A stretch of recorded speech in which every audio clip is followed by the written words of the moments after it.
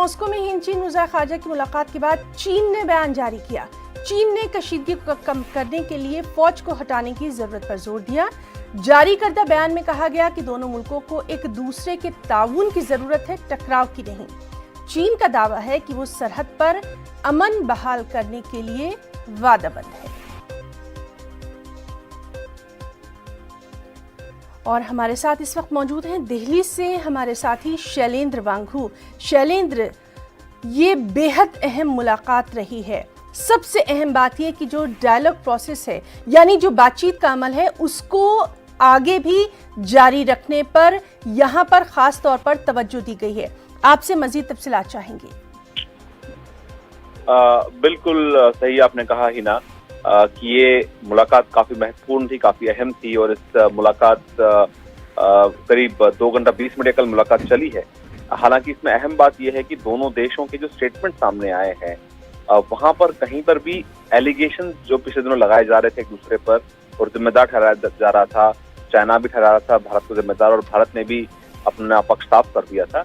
लेकिन जो स्टेटमेंट कल जारी हुए, आज देर रात जारी हुए हैं करीब 4 बजे के आसपास आज सुबह, उसमें एलिगेशन नहीं लगाए गए हैं। ज्यादातर जो दोनों स्टेटमेंट है वो लगभग सेम है और दोनों में कहा गया है कि बातचीत जारी रखी जानी चाहिए, मिलिट्री लेवल पर भी और डिप्लोमेटिक लेवल पर भी, और वहीं साथ ही साथ जो स्पेशल रिप्रेजेंटेटिव्स हैं वो बाउंड्री क्वेश्चन को लेकर बातचीत जारी रखेंगे।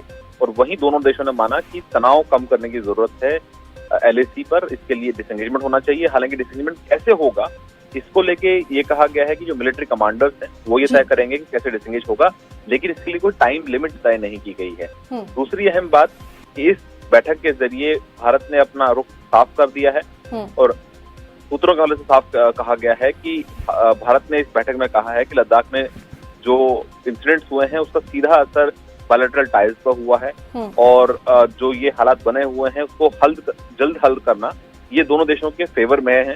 और वहीं साथ ही साथ सबसे बड़ा सवाल जो भारत ने खड़ा किया है कि जो LAC पर चीनी सेना का जमावड़ा है उसका वो उल्लंघन करता है 1993 और 1996 के एग्रीमेंट को, और ऐसे में चीन ने कोई कारण नहीं बताया कि क्यों डिप्लॉयमेंट की गई, क्यों तादाद बढ़ाई गई है LAC पर। तो फिलहाल ये कहा जा सकता है कि भारत और चीन के बीच में 5 बिंदुओं पर 5 पॉइंट्स पर सहमति बनी है, लेकिन अब ये देखना होगा कि ये जमीन पर कैसे उतरता है, ये चाइना कैसे इंश्योर करता है, ये देखने वाली बात है। जी शैलेंद्र, क्योंकि आप इन तमाम मामलात को काफ़ी बारीकी से देखते रहे हैं, आपसे ये जानना चाहेंगे, इससे पहले भी इसी तरह की कई बातचीत हुई है, कई मैराथन जो मीटिंग्स हैं उनका सिलसिला भी जारी रहा, लेकिन इस सब के बावजूद कहीं ना कहीं कशीदगी भी बरकरार रही। तो ये भी आगे बेहद अहम होगा देखना कि क्या इस अहम मुलाकात के बाद कुछ माहौल ठीक होता है या फिर बहुत ज़्यादा जो है और एहतियात बरतने की ज़रूरत है। क्या कुछ आपका नज़रिया?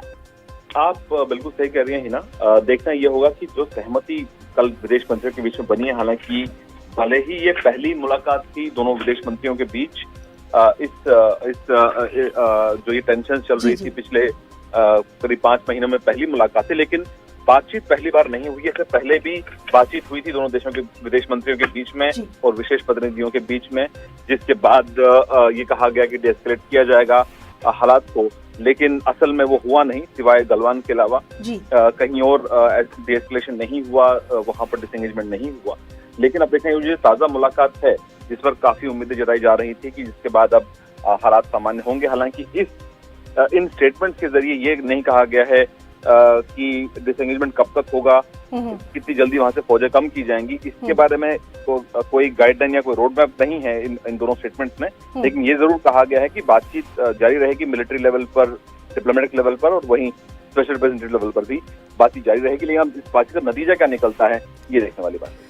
जी बहुत बहुत शुक्रिया अदा करना चाहेंगे शैलेंद्र वांगू आपका इस तमाम तर तफसीली जानकारी